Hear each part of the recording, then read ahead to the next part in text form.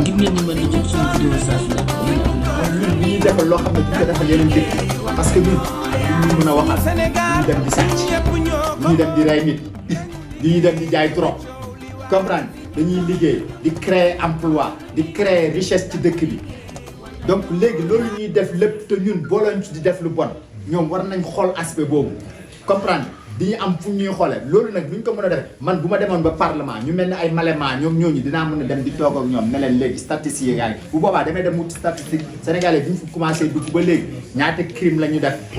comprendre crime yi degré yi fii bi ñu fi nekkee ba léegi peut-être ñaari sénégalais lañ mës a dégg ñoo fi rey nit nigériens yi chaque mois ñu rey nit comprendre voilà donc ñun dañoo war a boole ci li ñuy wax discrimination positive xam nga Zimbabwe defal nañ leen defal nañ leen ko y a 3 ans ñoom ñëpp ñu woo leen may leen kii xam nga lan moo taxoon tubaab bi fii dañoo am doole man loo xam ne dama may xarit comme dama amoon restaurant dama mën a xaritu tubaab yu am restaurant boobu tubaab yi yore restaurant yi ñoo poussé ba loolu am xam lan moo tax Rosebank bi ñu fay nekk Adama mi ngi nii Zimbabwe yi liggéey foofu restaurant yëpp Zimbabwe yi ñooy nekk chef yi ñooy nekk waiters léegi bu ñu wàccee dafa am commune leen doon jël policiers yi Oxford lañ leen doon xaar bu ñu ñëwee ñu ci amul këyit ba mënul joxe ay parce que gis nga weete yi ñoo ëpp xaar ci dëkk bi parce que da ngay kii benn chiffre nga am 500 francs 500 ran donc léegi ñoom xam nañ ne policiers yi xam nañ am nañ xaalis dañ leen doon raquet di jël ñi nga xam ne joxewuñu ñu jël leen yóbbu leen li la léegi nag tubaab bi moom restaurant bu xëyee suba teel gis employé bi ñëwul comprendre donc jour boobu peut-être restaurant du ubbi parce que chef am ñëwul ñaar wala ñetti weete ñëwuñu donc restaurant du ubbi wala bu ubbee dina taxale ca kii di commande yi du ñëw à temps weete yi du ñu mat donc ñoom yooyu lañ gis ñu ne léegi Zimbabwe yi nañ leen may kii tubaab yi ñoo ko poussé woon parce que man EDF kii xam na li may wax xénophobie bi saa yuy am na lu koy poussé comprendre ñun yooyu yëpp dañ ci def ay études suñu organisation bi donc bu boobaa man li ñu naan discrimination positive bi moom laay dem défendre ay ñu wut ñu mel ni ay ñoom Malema ak ñeneen ne leen sénégalais yi de wax dëgg yàlla gàcce ngalaam crime rate baa ngi nii comprendre business yi ñu fi registré ñu ngi nii donc lii lépp ñoo koy def ci dëkk bi jaadu na bu ñu déposé kayit ñu yombal leen ko xam nga waaw xam nga yooyu du état Sénégal parce que buñ ci mënoon dara ambassade def na ko bu yàgg yooyu il faut nga dem dugg ci biir ci ñoom di leen wan parce que ambassade est-ce que lii ma lay wax nii sax xalaat nañ ko mosuñu ko xalaat comprendre te loolu yu am la discrimination positive àdduna foo dem am na Sénégal pël Fuuta yi ñoo gën a yomb am kayit ñeneen ñi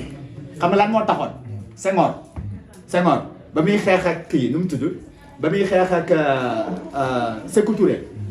Guinéens yi di ñëw exil Sénégal kii na leen ñëw leen parce que ndax xeex bi rek moo taxoon de Guinéens yi loolu moo leen indi Sénégal est-ce que xam nga ko bi Senghor di xeex ak kii ñu commencé ñëw ñu leen di gaaw may kii génération bu njëkk bi dañ leen doon may kii comprendre dañ leen doon may kii loolu ci discrimination positive la bokk donc li ngay wax ni discrimination positive tong mooy discrimination mooy beddee konte bu positive boo xam ne daf ñuy jariñ loolu lay tekki donc bu boobaa ñun mun nañ défendre loolu mais du état Sénégal du ambassade ñoom ñoo ko mën a défendre ñun ñu nekk fii ci biir ñoo mën a toog ñu défendre ko suñu bopp mais dañuy ñëw ak argument parce que adduna lépp loo fi bëgg a défendre aussi da ngay indi argument boo amul argument doo ko mën défendre. waaw léegi. est-ce que waxuñu ay 20 ans sax. waaw mu waaw. 20 ans mi ngi ci kaso bi. waaw dañ ko tuumaal waaw dañ ko tuumaal benn góor jigéen a ko tuumaal kees boobu la. waaw kees léegi gis nga loolu. ba léegi. waaw 20 ans. 20 ans. waaw oui. Pretoria. waaw gis nga yu mel noonu xule loolu as kii bi rek population bi rek moo ci mën dara gis nga am na fii looy nekk santoor yoo xam ne boo demee ñu ñëw laaj la 100 000 bu subaa sa caisse close kese man xam naa fi ay film yoo xam ne boo demee toog ak ñoom li ñu la wax boo leen ko joxee ñu génne la sa prisonnier donc bu boobaa loolu aussi day revenir ci ñun na ñu xool nan la ñuy demee wut looya boo xam ne dañuy wóor ne buñ ko fayee pas woo looya ci kii dañuy dem wut benn looya boo xam ne am na firme yu mag yoo xam ne kees bu ñu dem ñoom xam nañ nuñ koy gañee mais dañ lay laaj xaalis boobu xaw ma dañuy corrompre juge wala lu ñuy def waaye dinañ fexe ba nga xam ne sa kees di nga ko gañe bu boobaa aussi loolu xaalis dong la laaj waaw du mbiru gouvernement bu nekkoon mbiru gouvernement nu mu tudd soxna sële nekk Arabie Saoudite kon gouvernement génn ko Macky Sall dem na ci wax génnewuñ ko kërëb donc loolu te Arabie Saoudite moom laa amul corruption mais fii comme am na corruption moom loolu rek la laaj ñu jéem a tajee xaalis bu boobaa aussi bu boobaa fekkee lii may wut sotti na xaalis boobu xulle gis nga xaalis mi ngi ci àdduna bi dëkk bi tey la ëpp xaalis parce que budget bi mosoo dégg ne bu gis nga bu ñu toogee naan dëkk bi neexul ren bu ñu demee de vote du budget ah lu mu dee dina yokk 5 ba 10% comprendre donc xaalis day yokk du wàññeeku donc xaalis bi nga xam ne lépp loo xam ne war nañ ko mun a régler mais nan ngay def ba jot ci rek moo ci am solo nan ngay def ba jot ci comprendre kees yooyu yëpp bu ñu demee te bu boobaa mutuelle boobu ñuy kay mun nañ ci dëxëñ yooyu yëpp ñun nga xam ne dañuy am film boo xam ne dañuy fexe ba nga xam ne ñun daa am benn fii bu ñu leen di fay par mois kees bu ñu amati dañ leen di woo rek ñun suñu yoon nekku si bu la neexee sax yow doo dem linde laa comprendre yooyu yëpp organisation la laaj rek suñu c'est principal problème mooy xulle mbooloo lañ waaye booloo wuñ bu ñu booloo rek lépp loo xam ne bëgg nañ ko dinañ ko am yow xam nga yow dañuy waxtaan ci affaire association kii day toog dégguma damay woo ne ma taala li ngay def jaaduwul association bi déggatuñ la ci nga ciy wax te sonnoon nga ci lool mi ngi nii yàlla mi ngi nii comprendre ma ne ko xulle man da aussi dama am ay principe comprendre lii biñ koy créer dafa amoon lu taxoon ñu créer ko comprendre nga te boobu ba léegi mi ngi sooxe te sooxe bi xam nga ci lan la nekk dëgër bopp rek ak ñàkk xam-xam du leneen nag dañoo bëri ñoo xam ne dañoo dëgër bopp ba pare amuñu xam-xam bëgg a jiite loolu kese mooy suñu problème loolu bu ñu fexee ba nga xam ne day génn suñu population rek wax dëgg yàlla parce que ñun comme li ma wax jàmbaar lañu liggéey moom nangu nañ ko te kuy liggéey yàlla di la wërsëgal donc yeneen yi nga xam ne waruñu ko mun a régler dañuy war a xoolaat suñu bopp loolu rétrospective la ñu xoolaat suñu bopp comme ni ma ko waxee ñun dañ fee teggi loo xam ne dañuy jariñ dem duuti loo xam ne du ñu jariñ te li ñuy jariñ ñun ñëpp xam nañ ko waaw Senghor mosu fi bind lu ñu jariñ Abdou Diouf mosu bind lu ñu jariñ Abdoulaye Wade mosu bind lu ñu jariñ Macky Sall mosu bind lu ñu jariñ ñi bind lu ñu jariñ xam nañ leen comprendre parce que ñoom ñooy les plus grandes réussites la plus grande réussite agricole au Sénégal fan la Xelcom la plus grande réussite agricole Xelcom la amul benn bu mel noonu boo xam ne sénégalais moo ko créé léegi nag espagnol yeeg ñeneen yi indien yi la ñuy jox ñuy def yu mel noonu te sénégalais moom moo réussir loolu sëñ Saliou léegi ñaata sëñ Saliou ñoo nekk Sénégal ñoo xam ne bu ñu leen defoon facilité yooyu ñu def loolu mais def ñu leen ko comprendre donc mooy li ma wax rek suñu problème suñu élite bii nga xam ne xamuñu yàlla gëmuñu ko parce que boo gëmee yàlla du ñu jël 20 milliards ne la demal nga defal hôpital gis nga hôpital dégg naa benn technicien muy expliquer keroog hôpital Tivaouane hôpital bi ñu koy defar niveau 3 la woon mais hôpital bi ñu ko defaree ba pare niveau 1 la muy expliquer lan moo tax mu dem ba niveau 1 bu ñu jëlee 20 milliards yow nga gagné marché bi xulle comprendre yow nga am yeneen chantier nga ne Moussa entrepreneur la comme yow sa collègue la nga ñëw ne Moussa hôpital de Tivaouane man lañ ko jox waaye mënu ma ko defar bàyyi ma jox la marché bi 20 milliards la mais bàyyi ma jox la 18 xam nga yow tex na 18 ba pare léegi Moussa ñëw jox Adama ne ko Adama man aussi damaa bëri ay chantier Moussa tex 1 milliard 3 milliards dama gum nañ ba pare léegi 17 milliards moo des léegi nag léegi yow au lieu nga def ay prise wala ay lampe Legrand benn kii compagnie électrique bu kii la Sénégal comprendre léegi yow defuloo ci ay lampe wala ay kii dangaa dem Chine dem jënd fa ay bagages loo waroon jëndee Legrand 500 nga dem jëndee ko Chine 200 boo ñëwee def ko fa courant coupé lampe bi tàkk chinois yi xam nga seen lampe yi noonu lay def courant bu tukkee bu ñëwee mu tàkk kiiwu tubaab kii problème électrique la de kiiwu tubaab problème électrique la du leneen problème électrique moo ko indi donc yooyu mooy suñu problème nag xulle boo buggee xam yooyu mooy suñu problème. sa programme dañ doon laaj ndax li nga fi wax lépp ay milliards la da ngaa am bayeen wala ci gouvernement nga ko yaakaare wala salaire député. li ma fi wax yëpp li ma fi njëkk a wax fees loo xam ne am na ba pare la yokk budget moo ci des xaalisu gouvernement la suñu xaalis la ñu ñuy fexee ba nga xam ne yeneen sénégalais yi nekk Sénégal li ñu leen di defal comme ni ma ko waxee boo dalee institution yi lebale Sénégal yëpp li ñuy lebale presque dina mat 100 milliards ñu nekk biir Sénégal ñun ñu ñuy lebal 3 milliards donc comprendre te ñun am nañ ñi fi nekk ñëpp ay entrepreneur lañu laam-laamee wuñu ko ay boy yoo xam ne da ngay jël DER 25 milliards lañ lebale daaw ay boy la ñuy jël ak ay femmes lebal leen benn boy ngay jël lebal 5 millions kooku lu mu ciy change dem jënd visa États-Unis dem kooku dina créer emploi créé wu bare ni nii am na ay emploi yu mu créé xam na nu ñu koy defee 20 ans ngi nii loolu lay def yow 20 ans ngi nii loolu ngay def donc Mor xaalis bi du jógee sama poche xaalisu gouvernement bu mu war a def ci ñun la nu ñu koy argumenté ba mu def ko loolu man loolu laa indi ak yeneen 15 députés yu may daje donc lii FAISE laa fi wax IPRES loolu moom ñun la IPRES bi ni ñu koy cotiser IPRES dafa amul ku leen mën a approché rek ne leen dañoo bëgg di fay bu ñu retraité ngeen ñuy fay Moussa mii bu demoon IPRES comprendre ñu créé fii benn structure léegi ak technologie bi yomb na lool Moussa am na RIA peut-être RIA day link ak compte bu muy fayee foofu chaque mois nga ne pep mu dem dugg kenn du jaar ci man du jaar ci keneen boobu mooy deuxième bi maison du Sénégal wax naa nu ñu koy financé société sud-africaine yi nga xam ne dañoo nekk Sénégal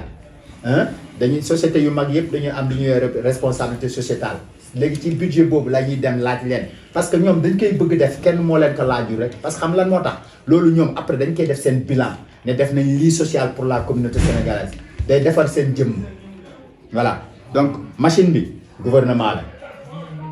éducation de nos enfants loolu budget bi mi ngi fa ñu ngi koy defal ñu toog Sénégal yow sa doom nii doomu Thiam fii nii fekkee dafa nekk meilleur de sa classe Sénégal war nañ ko mën a defal ki nekk meilleur de sa classe lycée Limamoulaye li ñu koy defal war nañ ko mën a defal dafa amul culture dem taxaw lii ma fi wax yii yëpp nag gouvernement la mais argument bi ni ñu koy demee ak ni ñuy poussé parce que groupe de pression lañ soxla groupe de pression boobu nag day nekk les 15 députés de la diaspora ak le forum des sénégalais de la diaspora mooy benn kii boo xam ne day ŋànk moodu yëpp association yëpp dañuy dem affilier foofu bu boobaa ñun dinañ fa am 2 représentants wala yooyu chaque année muy am conseil d'administration ak yooyu comprendre ñooñu bu boobaa ñoom ñooy taxaw ñu bind mémorandum de la diaspora bi yëpp dëkk boo xam ne am na sénégalais ñu dem toog lan mooy seen soxla lan ngeen bëgg Sénégal fii ngeen nekk lan moo fi seen coono ñu bind lépp ñu demee ñu toog gouvernement Sénégal bu boobaa dañuy am réunion ak ministre des affaires étrangères comme ñun foofu lañ kii ak yeneen ministre de tutelle yëpp fekkee affaire finance la par exemple FAISE la même non FAISE sax en fait ministre des Sénégalais de l'extérieur la nekk IPRES c'est finance la donc logements sociaux yi lu ñu dafa jaadu loo xam ne dañoo war a dem di ko yalwaan parce que dañ ko fa def léegi lan moo tax ñuy jox 100 000 personnes Sénégal ñun war a ñu jox amul benn sénégalais bu nekk Afrique Sud bu am benn li ma wax yii yëpp nag Mor du lenn loo xam ne day génn sama poche lii lépp ci état la état mën na ko te dina ko def parce que dafa amul kenn ku musul ñëw di ko argumenté wala ku musul teg pression ci moom mu def ko.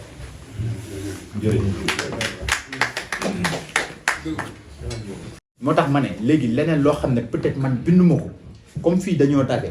question yi baax na lool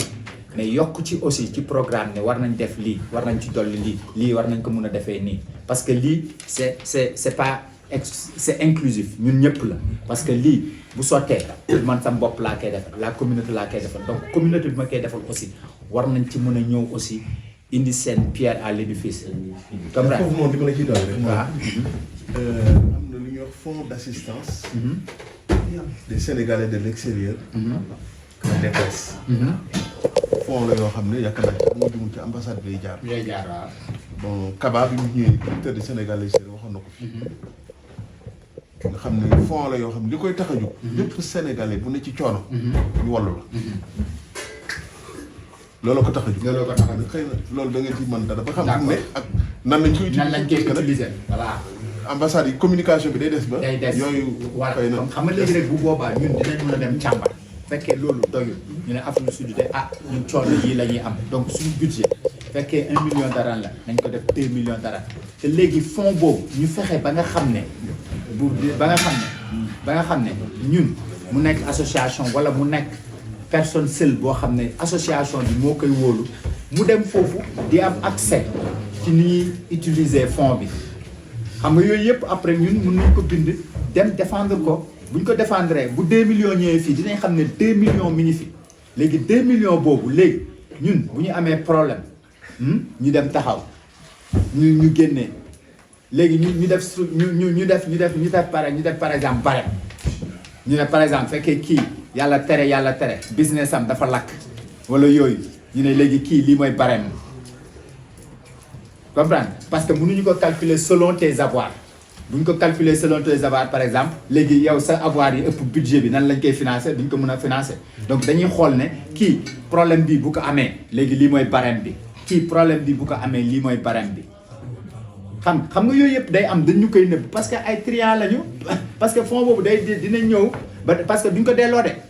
ni ko Mame Mor waxee nii lu am la mais duñ ko delloo après ñoom ñoo koy pàccoo seen biir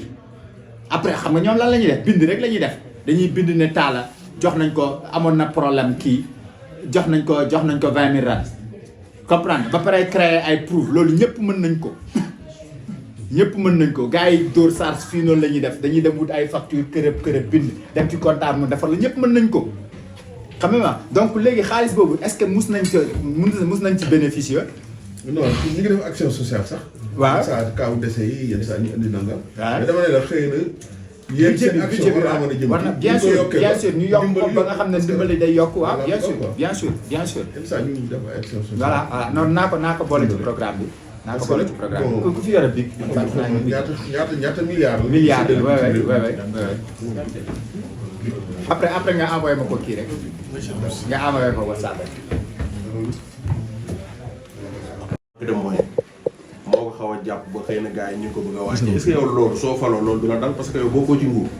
yow député diaspora nga bëgg a doon léegi loo xam ne nekkoo APR nekkoo ci Macky Sall est-ce que ñooñu ni ñu leen di koñee yow duñu la koñee noonu comme ni ñu koñee ñoom Mame Diarra Fam parce que ñoom opposition lañ comme yow loolu laa bëggoon a laaj quoi. jërëjëf non en fait waxuma ne Mame Diarra dañ ko koñee dama ne peut-être li mu waroon taxawee Modou Italie taxawu leen ci. waaw foofu laa lay wax comprendre non taxawu leen peut-être dafa amul lii ma bind nii peut-être amu ko waxuma am na ko wala amu dama ne peut-être amu ko mais Modou ak Italie de ñoom la majorité nee nañ bëgguñu woon Mame Diarra nekkat candidat donc nag lan moo tax wax dëgg yàlla xaw ma deep down lan moo tax mais ñoom mais moo tax ma ne gis nga man député opposition laay nekk waaw mais député opposition li nga xam ne ñun moom la ñuy fexe moo tax moom mujjee loolu l'association des députés de la diaspora nga xam ne APR bi da ciy bokk benn kii bi da ciy bokk nu mu tudd waaye Yewwi dañ ciy bokk député yëpp parce que wóor na ma ne Yewwi dinañ ci am Benno dinañ ci am yeneen parti yu ñu bare dinañ ci am donc léegi ñun bu ñu créer association des députés de la diaspora gis nga waa APR bi lan moo tax muy ñëw bokk ci parce que dafa am association des maires du Sénégal te association boobu ñëpp a ci bokk maire yëpp a ci bokk kii nu mu tudd kii nee na da ciy génn léegi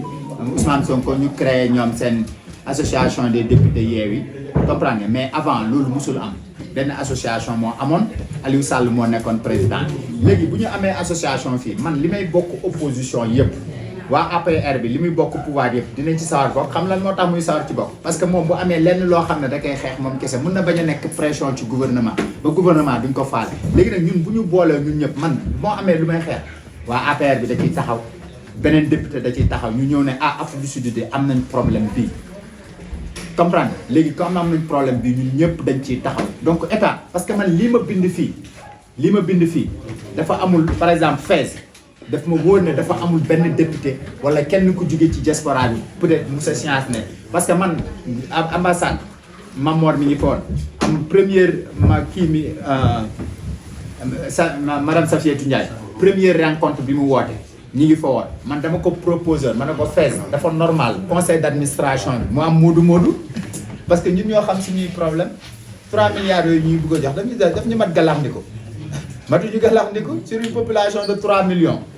matuñu gàllankoor lan moo tax léegi mënuñu ko yokk te ñun dañuy fay bokkuñu ak Sénégal man xam naa ñu bare ñoo xam ne Sénégal dañuy dem ay Fès ak ay feneen ay déggal maanaam Fès ay fonds jib ak yeneen ñu leen di fay ñu leen di lebal te dara lañ fay surtout DER bi nii DER dañuy wër dem nga ubbi at parce que balaa ñuy lebal da ngay dem nga ubbi benn kii mën nga ubbi benn cyber wala yooyu ñoom dañuy constater ubbi nga cyber bi rek ñu dem mais cyber boobu mën nga dem luyee ko sax wala nga ñëw créer ko noonu rek dem luyee ay balaa def fa buñ la joxee xaalis nga dem sa yoon booy génn aéroport kenn da lay tere kenn du la tere xam nga boo yu bëri visa lañ koy jëndee dem donc man science ma ne moo tax ma anticiper loolu ne léegi dañuy créer association bu ñu créer association bi groupe de pression lay nekk donc su nekk man condom lépp loo xam ne dama ko bëgg a taxawu fii damay dem ma wax ko ñii ñoom ñëpp ñu jàppale ma ci mu sotti voilà donc état gis ma fu ma mun a baare te état nit ñi dañuy fàtte parfois comme ni ma wax gis nga gars yi mun nañ bind li ñuy xalaat yëpp ñooñu ko dàq xalaat mais dafa am ñu leen dul forcer pour ñu koy def donc bu amee groupe de pression boo xam ne day dem di leen forcer di leen wax ak ñoom chaque jour ñu nekk ak ñoom léegi groupe de pression boobu nag ñu fexe ba nga xam ne day am benn association bu nga xam ne forum lañ koy woowee forum des associations sénégalaises comprendre nga xam ne forum boobu dañuy créer bureau boo xam ne ñooñu dañuy toog biir Sénégal ñu leen ñuy fay salaire ñu fay toog di fa liggéey di dox suñuy yitte donc bu boobaa loolu dina yomb parce que am nañ groupe de pression léegi bu organisé parce que bu boobaa état dina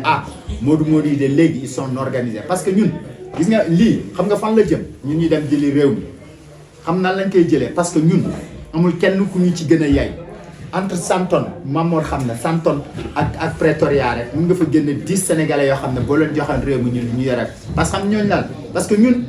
yu bare ñoom ñuy toppatoo ñun toppatoo dañ ko démystifier ñun dañu dund ci développement xam nañ lan mooy développement ba pare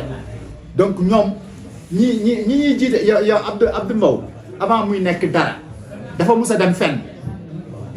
avant muy nekk dara est-ce que mus na dem fenn donc lu fees bëtam da koy yomb yow mi dem Chine banque gis lu nekk gis ay ñetti télé yu tegale yow ay pont kii dina la jaaxal donc yow am nga ambition boobu sam ba dëkk mel noonu donc suñu problème loolu da cee bokk xam nga donc pour man ñun gëm naa ne diaspora Sénégal lu suba buy baax bi ñun ñoo koy defari